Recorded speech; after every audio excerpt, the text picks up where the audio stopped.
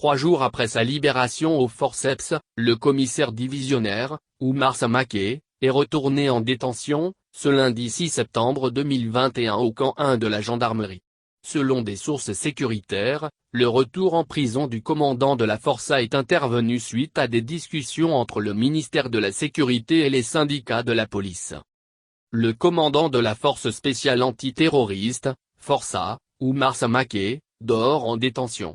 Il s'est rendu hier matin au camp 1 de la gendarmerie de Bamako après des négociations entre le ministère de la Sécurité et la synergie des syndicats de la police, selon nos sources.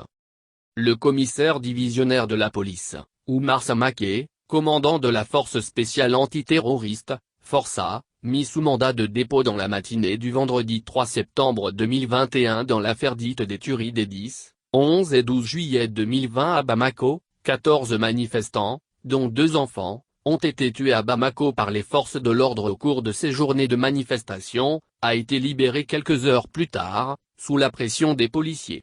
Arrêté par le juge Dambo Massina du cabinet d'instruction du tribunal de grande instance de la commune II de Bamako, l'ancien commandant de la force spéciale antiterroriste Força, avait été déféré à la maison centrale d'arrêt de Bamako. Il a été libéré, quelques heures plus tard, par des policiers en colère et armés qui ont pris d'assaut la maison d'arrêt de Bamako après son arrestation. Selon le sergent de police, Boubacar Arama, porte-parole de la synergie des syndicats de la police, la libération du commissaire divisionnaire, Oumar Samaké, est une démonstration de force. Cette démonstration de force était nécessaire, légitime et motivée. Il fallait une véritable démonstration de force. Trop, c'est trop. La police a vraiment subi ces derniers temps. Nous sommes restés observateurs de la loi. On ne va plus l'accepter. À l'heure actuelle, la situation pour laquelle nous nous sommes rassemblés est d'ores et déjà réglée.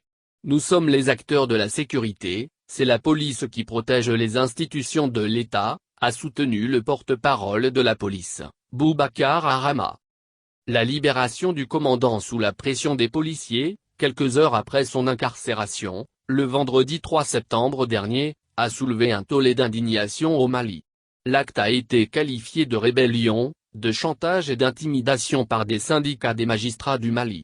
Le barreau malien a demandé l'exécution immédiate du mandat de dépôt délivré par le juge et l'application diligente des mesures disciplinaires contre tous les agents impliqués dans les faits.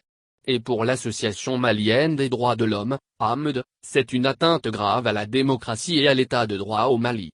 Elle a demandé aux plus hautes autorités à s'assumer.